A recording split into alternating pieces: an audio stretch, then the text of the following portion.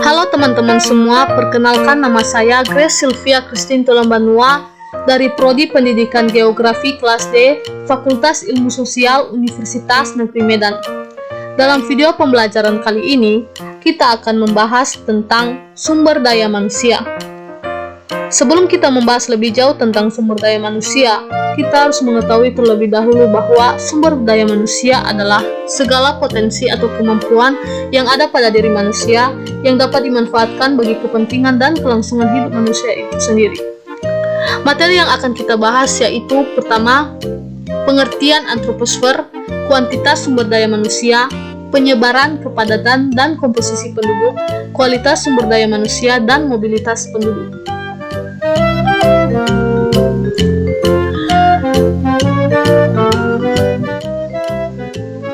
Yang pertama, kita akan membahas tentang pengertian antroposfer. Antroposfer terdiri atas dua kata, yaitu antrop manusia dan sfer lapisan. Jadi, antroposfer adalah kajian tentang manusia dan pengaruhnya terhadap ruang.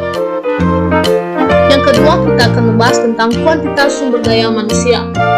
Indikator untuk mengukur kuantitas sumber daya manusia yaitu pertama, jumlah penduduk. Jumlah penduduk adalah keadaan atau banyaknya orang yang mendiami suatu tempat. Banyaknya penduduk di suatu tempat dapat diketahui dengan cara yaitu pertama, sensus, yaitu perhitungan jumlah penduduk yang dilakukan secara berkala. Kedua, registrasi, yaitu pencatatan jumlah penduduk melalui data tertulis yang telah ada. Tiga, survei, yaitu perhitungan jumlah penduduk suatu tempat dengan mengambil sampel. Yang kedua yaitu pertumbuhan penduduk. Pertumbuhan penduduk adalah suatu perubahan populasi sewaktu-waktu yang dipengaruhi oleh kelahiran, kematian, imigrasi, dan emigrasi. Yang ketiga, kita membahas tentang penyebaran, kepadatan, dan komposisi penduduk. Penyebaran penduduk dapat dilihat dari tiga aspek, yaitu aspek geografis, aspek administratif, dan aspek politis. Kepadatan penduduk dihitung dengan membagi jumlah penduduk dengan luas daerah di mana mereka tinggal.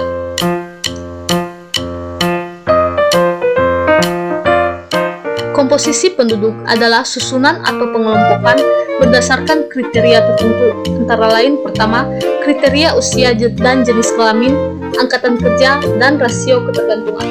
Keempat, kualitas sumber daya manusia. Faktor yang mempengaruhi kualitas sumber daya manusia yaitu pertama, kesehatan, pendidikan, dan harapan hidup.